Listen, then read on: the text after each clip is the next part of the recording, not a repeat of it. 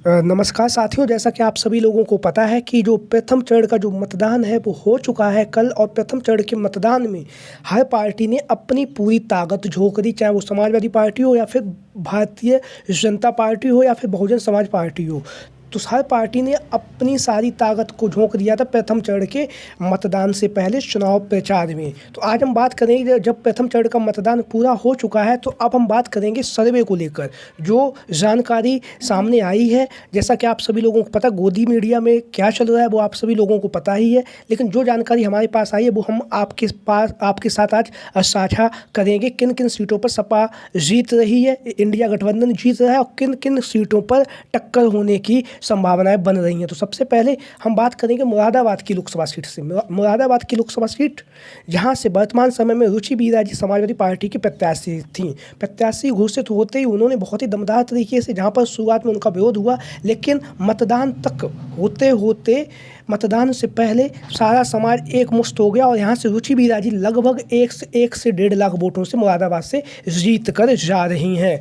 वहीं पर हम बात करेंगे अब सहारनपुर की लोकसभा सीट से। सहारनपुर की लोकसभा सीट, जो इंडिया गठबंधन के प्रत्याशी के रूप में यहाँ से इमरान मसूद चुनावी मैदान में उतरे थे। उन्होंने बहुत ही दमदार तरीके से चुनाव प्रचार किया। चुनाव प्रचार करने के साथ साथ लोगों से भी मिले, और यहाँ से जो जानकारी सामने आ रही है वो ये है कि इमरान मसूद यहाँ से लगभग 1 से 1.25 लाख वोटों से जीत कर जा रहे हैं। तो अगर कोई भी साथी अगर सहारनपुर का हमारी इस वीडियो को देख रहा है तो वो अपनी कमेंट के माध्यम से अपनी राय दे भी सकता है कि सहारनपुर में किसका पलड़ा भारी है और कौन किस पर ज़्यादा वोटों से जीतने जा रहा है। वहीं पर हम बात करेंगे मुजफ्फरनगर की जो लोकसभा सीट है। मुजफ्फरनगर की लोकसभा सीट, यहाँ से हरेंद्र मलिक को अखिलेश यादव जी ने समाजवादी पार्टी का प्रत्याशी घोषित किया। प्रत्याशी घोषित होने के साथ ही साथ जिस तरह से उन्होंने चुनावी प्रचार किया, उसके बाद जो किसानों के जो संगठन थे उन्होंने भी हरेंद्र मलिक को अपना समर्थन दिया, और उनके समर्थन मिलने के साथ इनकी जो जीत है वो जीत भी लगभग तय मानी जा रही है, क्योंकि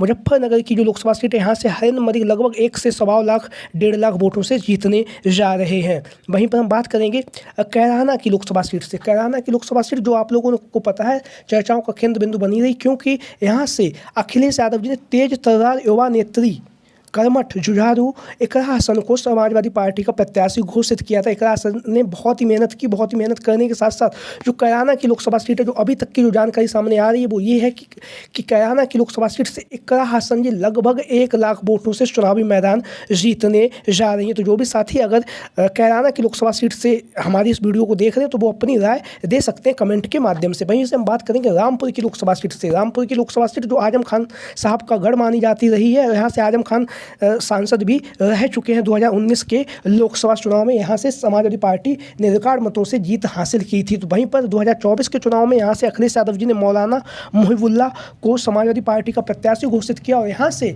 जो जानकारी सामने आ रही है वो ये है कि रामपुर की लोकसभा सीट से लगभग 1 से 2 लाख वोटों से ये जो रामपुर की लोकसभा सीट है समाजवादी पार्टी जीतने जा रही है। जो भी साथी अगर रामपुर से हमारी इस वीडियो को देख रहे हैं वो साथी कमेंट के माध्यम से अपनी राय दे सकते हैं। रामपुर की लोकसभा सीट से मुहिबुल्लाह जी कितने वोटों से जीतेंगे, या फिर भारतीय जनता पार्टी का जो प्रत्याशी हैं वो जीतकर सदन में पहुंचेंगे। वहीं पर हम बात करेंगे अब संभल की लोकसभा सीट से। संभल की लोकसभा सीट, जहां से स्वर्गीय साफिक उल वरक रहमान साहब 2019 के चुनाव में जीत हासिल कर सदन में पहुंचे थे, लेकिन बीच में ही अभी उनकी कुछ दिन पहले मृत्यु हो गई। उसके बाद इनके जो पोते थे जिया उल वरक रहमान साहब, उन्हें अखिलेश यादव जी ने लोकसभा का प्रत्याशी घोषित किया है। और ये जो यहाँ पर अब मतदान होगा तो जो जानकारी सामने आ रही कि यहाँ से इनकी जीत तय मानी जा रही, लगभग 1.5 से 2 लाख वोटों से जिया उल वरक रहमान चुनावी मैदान में जीतने जा रहे हैं। वहीं पर हम बात करेंगे गाजीपुर की लोकसभा सीट से।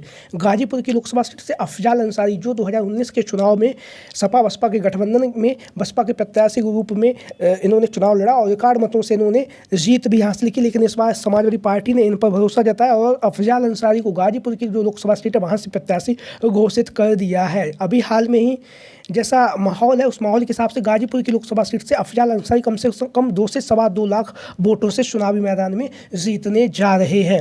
और वहीं पर हम बात करेंगे बदायूं की लोकसभा सीट से। बदायूं की लोकसभा सीट जो लगातार चर्चाओं का केंद्र बिंदु बनी रही, क्योंकि यहाँ से पहले धर्मेंद्र यादव को चुनावी मैदान में उतारा गया, उसके बाद शिवपाल सिंह यादव जी के नाम की घोषणा हुई और नामांकन के समय पर यहाँ से आदित्य यादव जी के नाम का ऐलान कर दिया गया है। तो यहाँ से अभी यहाँ पर मतदान होना बाकी है, लेकिन यहाँ से जो आशा लगाई जा रही, जो खबरें सामने आ रही, बदायूं की लोकसभा सीट से लगभग 2 लाख वोटों से आदित्य यादव चुनावी मैदान में जीतने जा रहे हैं। तो जो भी साथी अगर कोई बदायूं से हमारी वीडियो देख रहा है वो कमेंट के माध्यम से अपनी राय दे सकता है। और वहीं पर सबसे ज़्यादा चर्चित जो सीट है वो मैनपुरी की लोकसभा सीट, जहाँ से वर्तमान समय में समाजवादी पार्टी की जो महिला सांसद है डिम्पल यादव जी वर्तमान समय में सांसद और लोकसभा की प्रत्याशी हैं। तो मैनपुरी की लोकसभा सीट से जहां पर उपचुनाव में 2,88,000 से डिम्पल यादव जी ने रिकॉर्ड मतों से विजय श्री प्राप्त की थी, वहीं पर इस बार जो सर्वे सामने आया उसमें लगभग 3 से 3.25 लाख वोटों से डिम्पल यादव जी मैनपुरी का जो लोकसभा चुनाव है वो जीतने जा रही हैं। तो मैनपुरी के जो भी साथी वीडियो देख रहे हैं वो कमेंट के माध्यम से अपनी राय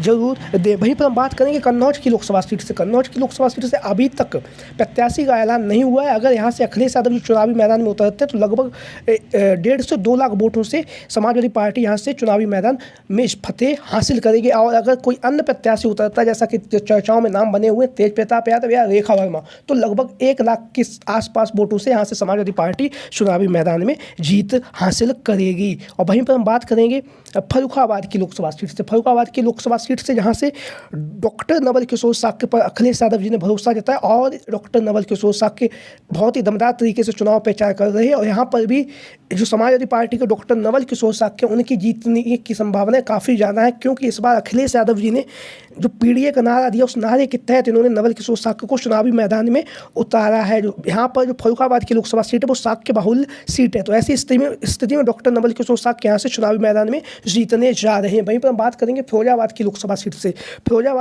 सीट से जहाँ से अक्षय यादव चुनावी मैदान में लगातार जनसंपर्क कर रहे हैं। और फिरोजाबाद की जो लोकसभा सीट है यहाँ से अक्षय यादव कम से कम 1 से 1.25 लाख वोटों से चुनावी मैदान में जीतने जा रहे हैं। जो भी साथी अगर फिरोजाबाद से हमारी इस वीडियो को देख रहे हैं वो कमेंट के माध्यम से अपनी राय दे सकते हैं कि फिरोजाबाद की जो लोकसभा सीट है वहाँ से अक्षय यादव कितने वोटों से जीतेंगे, या फिर भारतीय जनता पार्टी का जो प्रत्याशी है वो पुनः वहाँ पर अपनी विजय श्री प्राप्त करेगी भारतीय जनता पार्टी। वहीं पर हम बात करेंगे आजमगढ़ की लोकसभा सीट जो लगातार चर्चाओं का केंद्र बिंदु बनी हुई है, क्योंकि यहाँ से अखिलेश यादव ने अपने छोटे भाई धर्मेंद्र यादव को चुनावी मैदान में उतारा है। जो अभी तक की जानकारी है वो ये है कि समाजवादी पार्टी आजमगढ़ से लगभग 2 लाख वोटों से चुनावी मैदान में जीतेगी, क्योंकि पिछली बार जो धर्मेंद्र यादव चुनावी मैदान में हार गए थे उपचुनाव में उसका कारण था जो बहुजन समाज पार्टी के जो प्रत्याशी थे वो अब समाजवादी पार्टी में शामिल हो चुके हैं। वहीं पर हम बात करेंगे प्रथम चरण के मतदान में 3 ऐसी सीटें हैं